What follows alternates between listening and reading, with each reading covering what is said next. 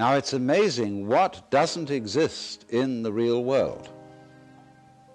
For example, in the real world, there aren't any things, nor are there any events. That doesn't mean to say that the real world is a perfectly featureless blank. It means that it is a marvelous system of wiggles in which we descry things and events in the same way as we would project images on a Rorschach blot, or pick out particular groups of stars in the sky and call them constellations, as if they were separate groups of stars. Well, they're groups of stars in the mind's eye, in our system of concepts. They are not out there as constellations already grouped in the sky. So in the same way, the difference between myself and all the rest of the universe is nothing more than an idea. It is not a real difference. And meditation is the way in which we come to feel our basic inseparability from the whole universe. And what that requires is that we shut up. That is to say, that we become interiorly silent and cease from the interminable chatter that goes on inside our skulls. Because you see, most of us think compulsively all the time. That is to say, we talk to ourselves. And I remember when I was a boy, we had a common saying, talking to yourself is the first sign of madness. Now, obviously, if I talk all the time, I don't hear what anyone else has to say. And so in exactly the same way, if I think all the time, that is to say, if I talk to myself all the time, I don't have anything to think about except thoughts. And therefore I'm living entirely in the world of symbols, and I'm never in relationship with reality. All right, now that's the first basic reason for meditation. But there is another sense, and this is going to be a little bit more difficult to understand, why we could say that meditation doesn't have a reason or doesn't have a purpose. And in this respect, it's unlike almost all other things that we do, except perhaps making music and dancing. Because when we make music, we don't do it in order to reach a certain point, such as the end of the composition. If that were the purpose of music, to get to the end of the piece, then obviously the fastest players would be the best. And so likewise, when we are dancing, we are not aiming to arrive at a particular place on the floor, as we would be if we were taking a journey. When we dance, the journey itself is the point. When we play music, the playing itself is the point. And exactly the same thing is true in meditation. Meditation is the discovery that the point of life is always arrived at in the immediate moment. And therefore, if you meditate for an ulterior motive, that is to say, to improve your mind, to improve your character, to be more efficient in life, you've got your eye on the future and you are not meditating. Because the future is a concept. It doesn't exist. As the proverb says, tomorrow never comes. There is no such thing as tomorrow. There never will be, because time is always now. And that's one of the things we discover when we stop talking to ourselves and stop thinking. We find there is only a present, only an eternal now. So it's funny then, isn't it, that one meditates for no reason at all, except we could say for the enjoyment of it. And here I would interpose the essential principle that meditation is supposed to be fun. It's not something you do as a grim duty. The trouble with religion, as we know it, is that it is so mixed up with grim duties. We do it because it's good for you. It's a kind of self-punishment. Well, meditation, when correctly done, has nothing to do with all that. It's a kind of digging the present. It's a kind of grooving with the eternal now. And brings us into a state of peace where we can understand that the point of life, the place where it's at, is simply here and now. The easiest way to get into the meditative state is to begin by listening. If you simply close your eyes and allow yourself to hear all the sounds that are going on around you, just listen to the general hum and buzz of the world as if you were listening to music. Don't try to identify the sounds you're hearing. Don't put names on them. Simply allow them to play with your eardrums.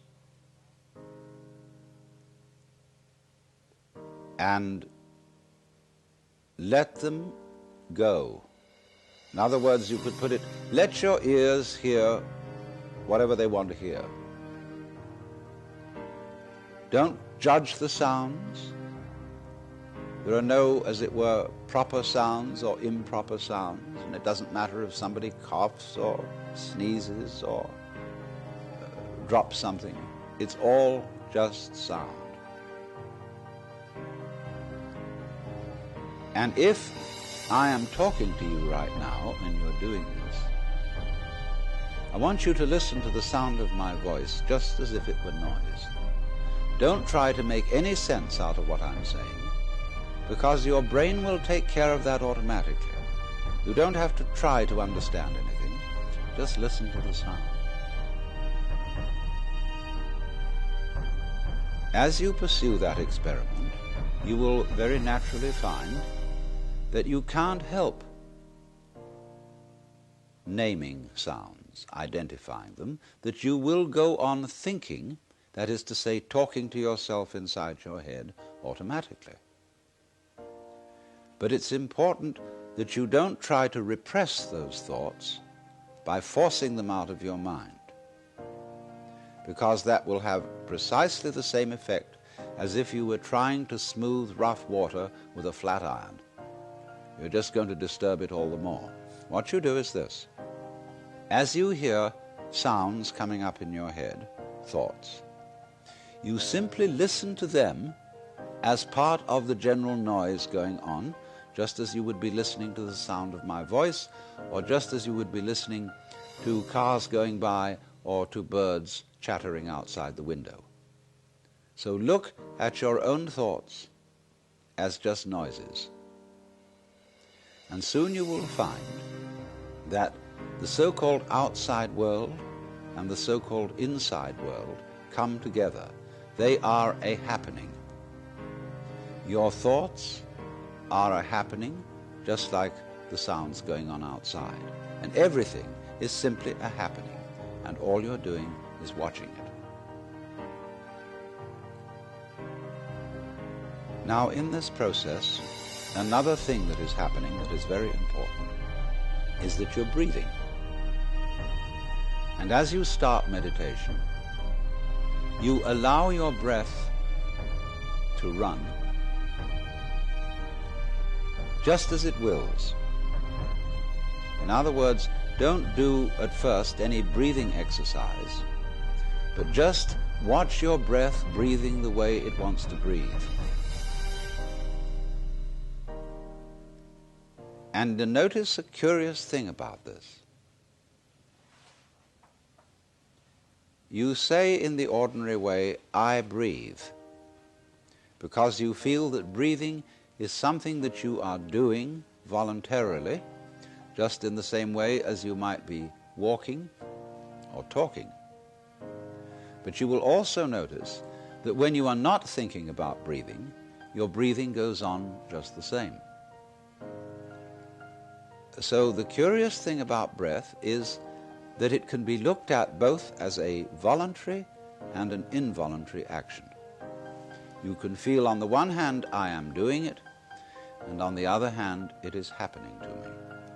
And that is why breathing is a most important part of meditation, because it is going to show you, as you become aware of your breath, that the hard and fast division that we make between what we do on the one hand and what happens to us on the other is arbitrary.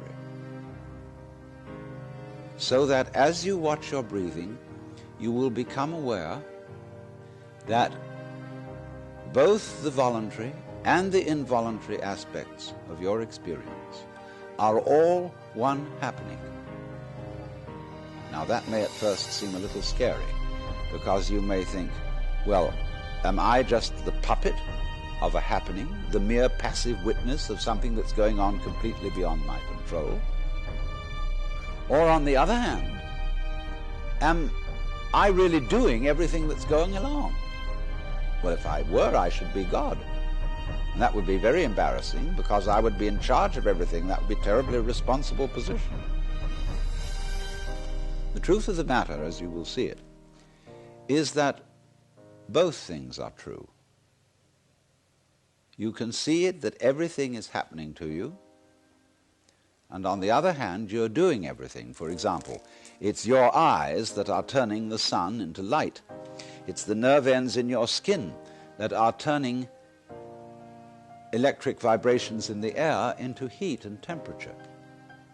It's your eardrums that are turning vibrations in the air into sound, and in that way you are creating the world. But when we are not talking about it, when we are not philosophizing about it, then there is just this happening, this, and we won't give it a name.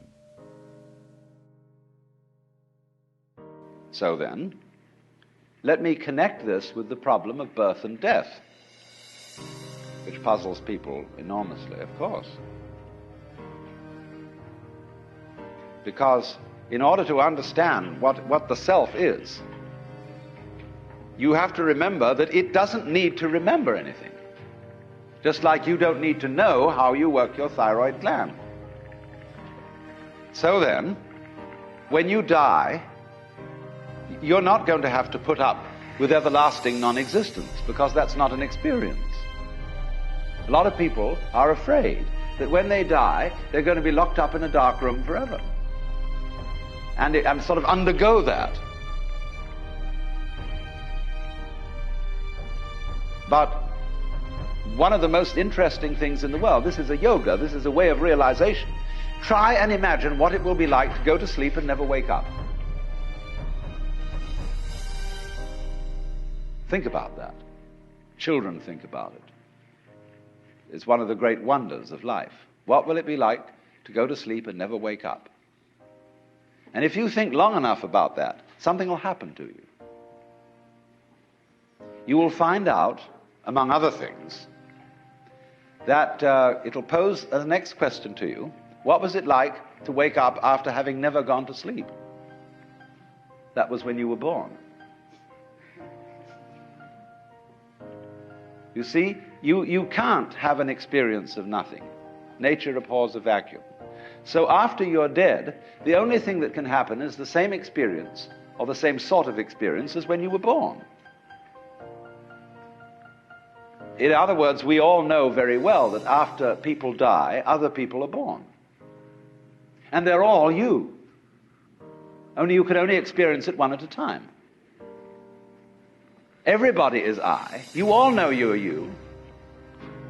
And wheresoever beings exist throughout all galaxies, it doesn't make any difference. You are all of them.